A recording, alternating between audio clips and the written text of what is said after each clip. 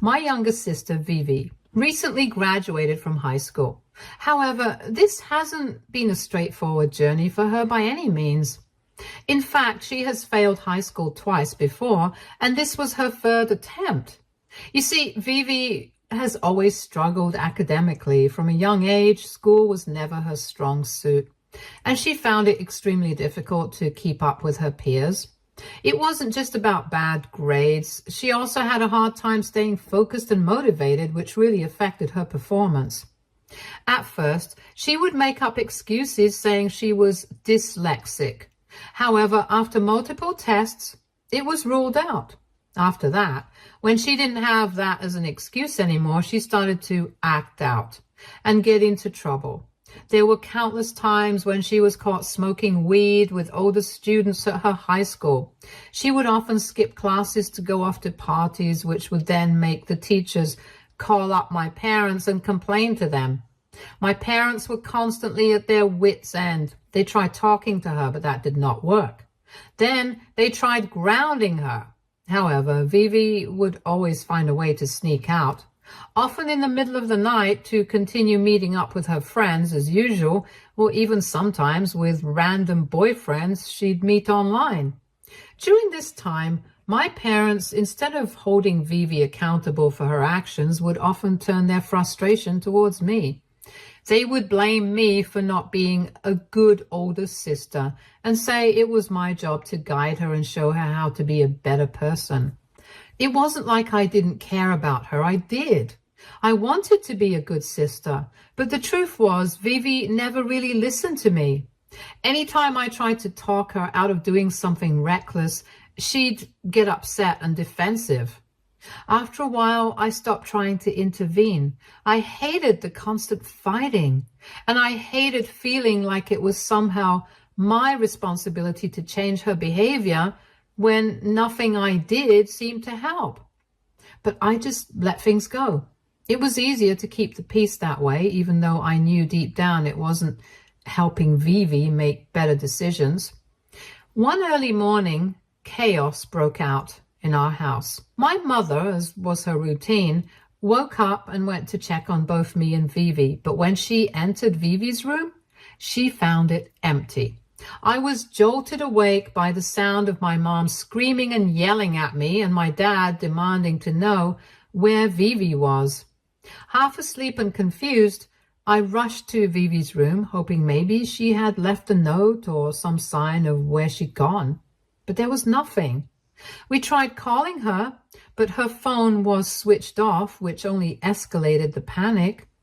At that point, we were ready to call the police. There was no trace of her, and we had no idea if she was safe or what might have happened. The whole situation was terrifying, and my parents were beside themselves with fear. Just as we were about to contact the authorities, one of our mutual friends reached out to me in private and confessed something shocking. Vivi had gone out again to meet a stranger, someone she had met online, for a date. I felt a wave of dread wash over me as I told my parents. That friend thankfully knew the guy's address as Vivi had shared it with her. With this new information, we immediately drove to the guy's place. When we arrived, my mom didn't hesitate. She barged into the place, screaming Vivi's name. The look on Vivi's face when she saw us was a mixture of shock and embarrassment. She couldn't believe we had found her. Thankfully, nothing dangerous had happened between her and the guy. He seemed just as surprised as we were. He had no idea that Vivi was underage. Apparently, she had lied to him about her age, pretending to be older. My dad, furious, threatened the guy before practically dragging Vivi out of there. The car ride home was filled with shouting and accusations. Vivi was defiant as usual, arguing with our parents at every turn while my mom tried to make her understand the gravity of what she had done. It was one of the most tense and exhausting car rides I can remember. Vivi was also furious at me for contacting our mutual friend and getting the guy's address from her. She kept telling me how she could have just snuck back home later, and that all I had to do was keep my mouth shut. My sister clearly did not recognize how serious her actions were and how worried we all were for her safety. When we finally got home, my mom grounded Vivi, and I thought maybe Vivi would change for the better, but that's not what happened. Instead, after this close call, my parents became almost overly protective of their youngest child. They were so terrified by the thought of losing her that they started giving in to her demands just to keep her safe and sound at home. Vivi also realized just how much leverage she had. She knew that as long as they were afraid of her running off or getting into trouble, they would give in to what she wanted. And she exploited that advantage. Even when Vivi failed high school for the first time, I expected some sort of consequence, maybe a serious talk or some discipline to set her back on track. But instead, my parents didn't even scold her. Rather than addressing the issue head on, they told her they understood how difficult high school could be and encouraged her to try again, almost as if failing was no big deal. They believed they were supporting her by being understanding and patient, but to me, it felt like they were turning a blind eye to the reality of the situation. While they thought they were doing right by her, their leniency was only reinforcing her belief that she didn't have to take responsibility for her actions. Every time she messed up, they would excuse it. It was like they were rewarding her bad behavior instead of teaching her any kind of accountability. When she repeated high school for the second time, things didn't get any better. Vivi was caught cheating on one of her exams. And as a result, she was suspended from school. This was a serious offense, and I thought surely this would be at least the moment when my parents would finally step in and discipline her. But even then, they sympathized with her as if the pressure of school was too much for her to handle, and the cheating was just a result of that. However, this is when Vivi hit a low point and made the decision to drop out of high school entirely. She felt frustrated and defeated to see how her friends had a future while she was still stuck in high school. Hence, she started working at a bar to make some money and get by. Our parents tried to convince her multiple times and even urged me to talk to her. I spent a lot of time encouraging her to give school another shot. I knew it wouldn't be easy, but I also knew she couldn't live her entire life working at a bar. My parents had clearly spoiled her enough, and I needed to push her to be better. In the end, after a lot of back and forth, Vivi decided to go back and try one last time. My parents paid enough money to have Vivi enroll her into another high school despite her record, so she could continue with her education. This time, I kept a close eye on her, and I have to say that she did work hard to pass her exams, unlike all the previous times. I was incredibly proud of her, and in order to celebrate her achievement, I took her out to celebrate. Later, when I dropped her off at my parents' place, I decided to stay the night in my old room as I was completely exhausted. I didn't have the energy to drive back to my place near college, so crashing in my room made sense. The next morning, I woke up to the deliciously familiar smell of cinnamon wafting through the house. My mom's cinnamon rolls were legendary in our family, so I knew right away that she must have made them for us. Feeling excited, I jumped out of bed and hurried down to the kitchen. As I got closer, I could hear my parents talking to each other in low voices. When I walked into the kitchen, they both looked up at me, their faces slightly tense. Sensing the awkwardness, I asked them what was going on, but instead of answering, they quickly brushed it off. My mom, trying to act casual, shook her head and said everything was fine.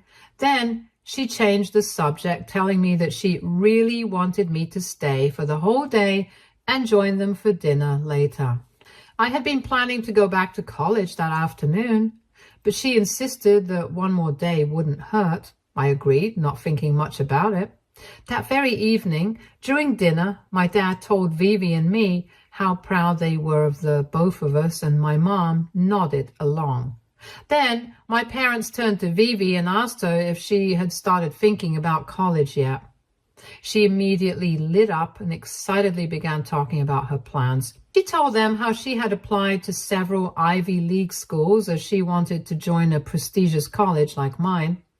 She was hopeful and optimistic, waiting to hear back from the schools she had applied to.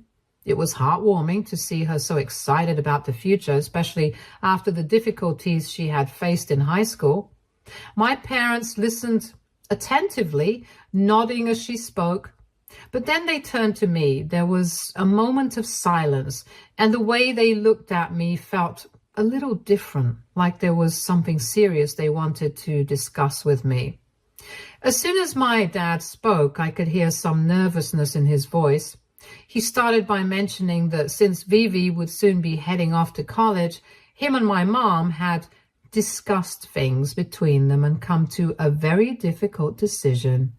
He said that they could no longer afford to pay for my college fees moving forward. I just sat there looking stunned, not fully understanding what they were saying. My mom chimed in, trying to soften the blow, and explained how they had always wanted to remodel the house but couldn't do it earlier because they were so busy supporting me financially. Now, with Vivi about to start college, they would be dipping into their savings even further, which could lead to them not having enough retirement funds. She pointed out how it was only fair for me to start paying for my education on my own since I was an adult and they couldn't fund both of our education. My mind was racing. How was I supposed to afford my own college fees? I barely had enough savings to get me through a couple of months, even though I had a part-time job. The thought of taking out loans to cover the rest of my education made my stomach drop. I had just 2 more years left until graduation, and now I was being told I'd be on my own financially. I glanced over at Vivi, and she looked just as shocked and concerned as I was. Didn't seem fair. She had just graduated after failing so many times, and while I was genuinely happy for her, the idea that I would now have to fend for myself while my parents continued to support her financially felt like a punch in the gut. I asked my parents if they planned to cover only 2 years of Vivi's college education as well, like they had with me, and if she would also be expected to pay her way after that. They avoided eye contact, and the silence that followed was enough to give me my answer. My mother started saying that Vivi was the youngest and needed more attention, which was why they would be paying for her entire college education. Otherwise, she might drop off from college altogether. She and my dad couldn't see why I was so upset. To them, it made sense. Vivi needed their help, and I was old enough to take care of myself now. But to me, it felt like they were abandoning me halfway through something they had started. I tried to argue, to make them see how unfair this was. I wasn't asking them to completely fund my life. I just wanted them to follow through with the commitment they had made to me, just as they were going to do for Vivi. But they cut me off, my dad's tone growing more frustrated. He told me that if I couldn't afford the fees, then I could quit college and take a year off. He pointed out how taking a year off from college was not a big deal. Anyway, and that I could work double shifts to save up more money and then return to finish my degree later. The idea of taking a year off from college, of delaying my graduation, felt like a nightmare. And while I understood that finances were tight, it hurt to see how easily they were willing to make that sacrifice for Vivi, but not for me. Since that difficult dinner, I was at a complete loss about what to do next. Vivi was just as upset with our parents as I was, but I urged her not to argue with them further. I told her that if she pushed too hard, they might cut off her college funding as well, leaving her in the same position I was in, having to figure out how to pay for everything on her own. The last thing I wanted was for both of us to be stuck in this situation. A few days ago, Vivi surprisingly was the one who gave me the idea to reach out to our maternal grandparents for help. They're quite well off, and growing up, both Vivi and I had spent a lot of time with them. They lived in a different town, and though it had been a while since I visited, I decided to take the bus to see them in person. It felt like they were my last hope. When I arrived, my grandparents were pleasantly surprised to see me. They were thrilled that I had come down to visit, and their warm welcome made me feel a little more at ease, though the knot in my stomach didn't fully disappear. They had no idea why I was really there, and I felt guilty for not being able to just enjoy the visit without bringing up my financial troubles. After settling in, I finally mustered the courage to open up to them. I told them everything about the conversation with my parents, how they had decided to stop paying for my college, and how I now had no way of covering the costs. I tried to keep it together, but it was hard not to feel emotional. I could see the concern on their faces as I spoke, but they listened patiently without interrupting. Then, with my heart racing, I asked them if they could loan me some money to help cover my college expenses. I made sure to emphasize that it would be a loan, and I promised I would pay it all back as soon as I could. I was serious about it. I didn't want them to feel like I was just asking for a handout. I wanted them to know I was committed to repaying every penny. Still, asking for help from them felt like I was crossing a line, and I couldn't shake the guilt even as I sat there hoping they would say yes. However, my grandparents seemed taken aback by my request. They exchanged confused glances, and then my grandfather asked why I would need more money when I already had a college fund. I stared back at them just as confused and asked, "What college fund?" This is when my grandfather explained something that completely floored me. He told me that both him and my grandmother had set up 2 separate college funds years ago, one for me and one for Vivi. After I turned 18, they gave both the funds to my parents, trusting them to manage it and use it solely for our education. This is apparently how my parents had been paying for my college fees until now. My grandparents were under the impression that me and Vivi were taken care of and said I simply needed to ask my parents for the money that had been set aside for me. I was speechless. I looked at my grandparents incredulously, trying to process what they were telling me. My parents had never once mentioned anything about a college fund, not to me, not to Vivi. For years, we had been under the impression that our parents were paying for our education out of their own savings. My mind was racing with questions. Why hadn't my parents told us about this? Where had the money gone? What were they using it for if not for our college expenses? I felt really angry and betrayed. All this time, they had let me believe I would have to take out loans or drop out of school while they had this fund that could easily cover everything. It didn't make any sense. Right there at my grandparents' house, I called my mother and put her on speakerphone so that my grandparents could hear everything. I didn't want there to be any misunderstandings, and I wanted to get to the bottom of this once and for all. When she answered, I asked her directly about the college fund that my grandparents had supposedly given her for me. There was a pause on the other end, and I could tell right away that she was caught off guard. Her hesitation only fueled my suspicion.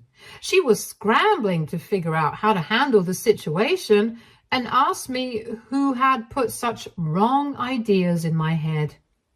That's when I told her that it was my grandparents who had given me the information after I had come down to meet them to ask for money. At this point, I could hear her tense up. She got furious that I had gone to meet them without talking to her first and tried to explain, saying that the money her parents gave wasn't exactly a college fund specifically for me, but rather money intended for the entire family. But before she could continue, my grandfather, who had been listening quietly, spoke up. He firmly pointed out that when he had given them the money, he had been very clear it was specifically for mine and Vivi's college education, not some general family fund. He asked her sternly where she was planning on using the money, if not on my college expenses for the remaining 2 years. My mother fell silent after hearing him say that, as if she didn't know how to respond. She then said that she would need to talk to my dad and ask him more about it. as he was the one who handled their finances. The way she seemed so flustered and evasive only made me more suspicious. It was as though she had been caught in a lie, or at the very least in something they had been trying to keep hidden from me. Later, she texted me insisting that I had no right to meet up with my grandparents behind her back. She accused me of being a jerk for allowing her parents to overhear our conversation without her knowledge. AITA for trying to find out what happened to my college fund, which my grandparents had saved up for me. Update 1. As many of you suggested, my grandparents and I did make the decision to confront my parents directly to uncover the truth.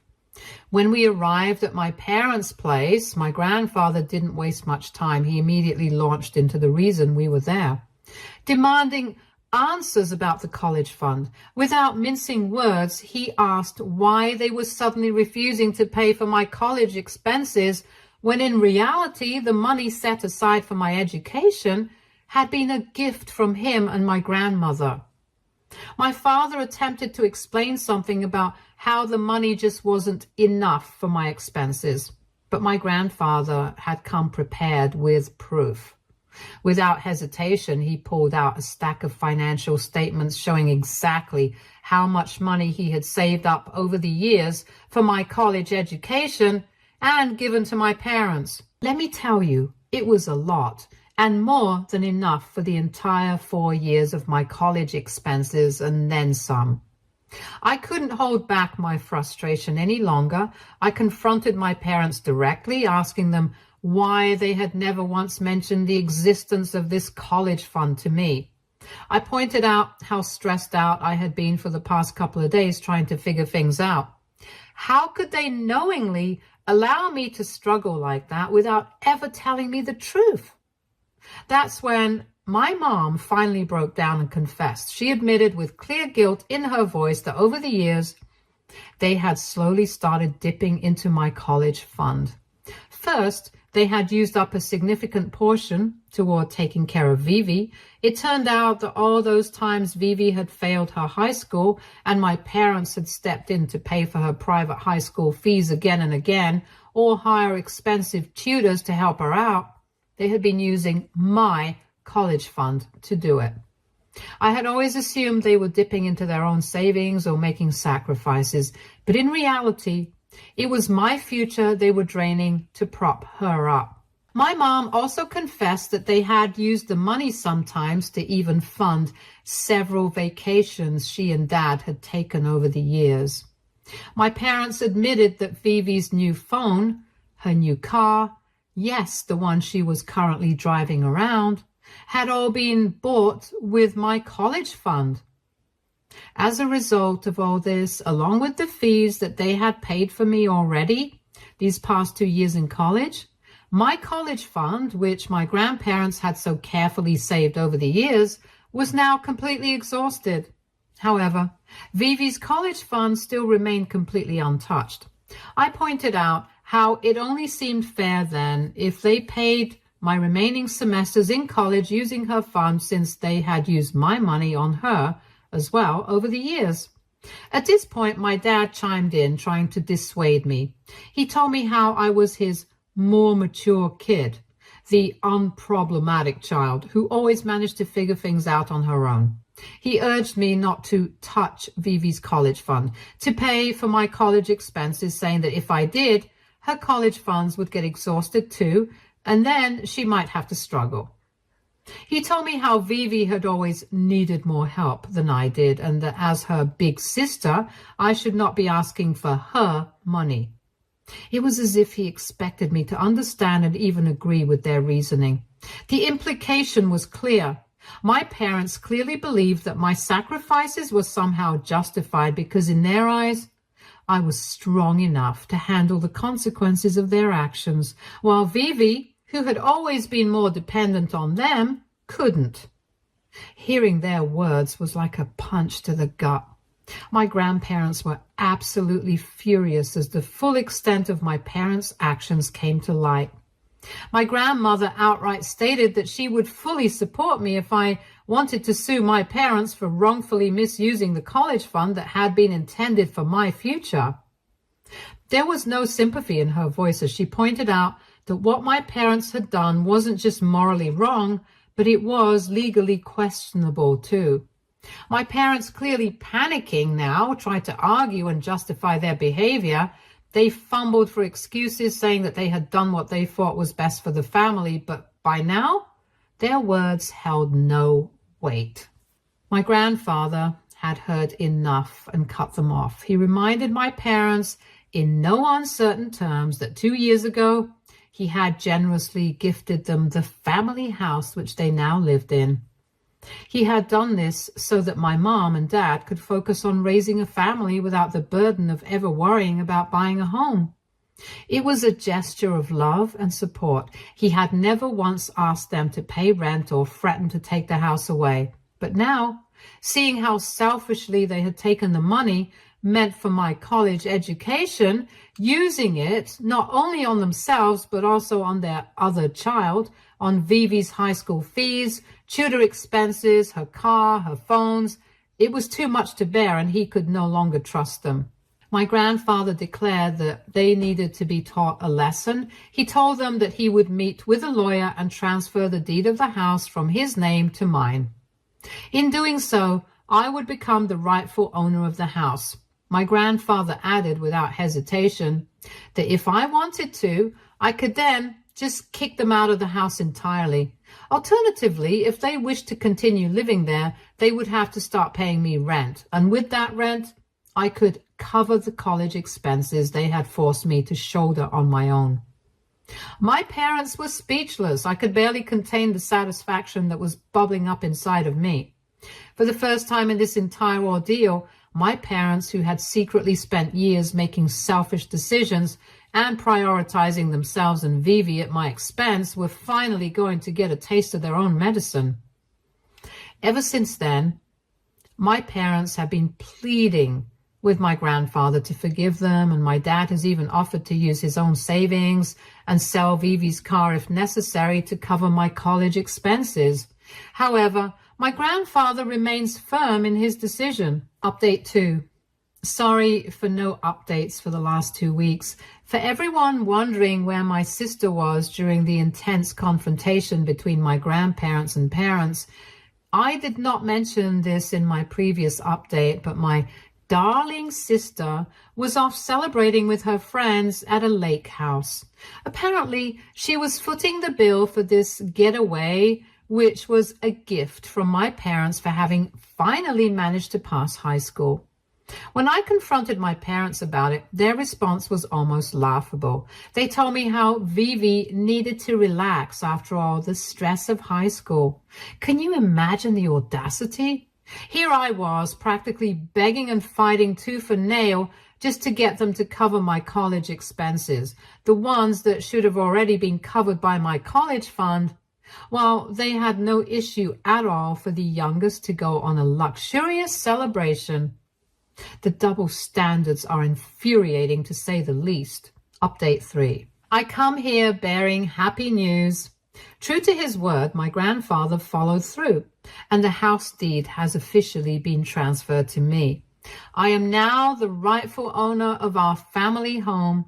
The sense of empowerment I feel is unlike anything I've experienced before. For so long, I have felt powerless in the face of my parents' decisions, but now the control is firmly in my own hands. Naturally, my parents are furious with me. They had expected to remain in the house without consequences, but those days were over. Despite their anger, I stood my ground and made it clear that they had two options. Either they could vacate the house within a month, or they could stay but prepared to pay me rent starting next month. There was no room for negotiation. It's almost ironic. After everything they've put me through, and now they are the ones facing a tough choice. Of course, my sister Vivi has found out about everything by now. Since a lot of you keep asking me in the comments, I want to be clear that she wasn't ever involved in what our parents did or even had any idea about our college funds.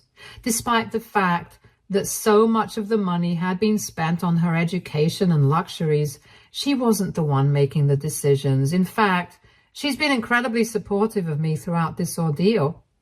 When she learned about the full extent of our parents' actions, she was just as furious as I was. She's angry at them for how they mishandled the college fund and betrayed not just me, but the trust our grandparents had placed in them. It's comforting to know that she's on my side. In the end, I'm just so grateful to my grandparents for everything. I don't know what I would have done without them here. I owe them so much more than words can express. Stay tuned for more stories from Argo Relationships.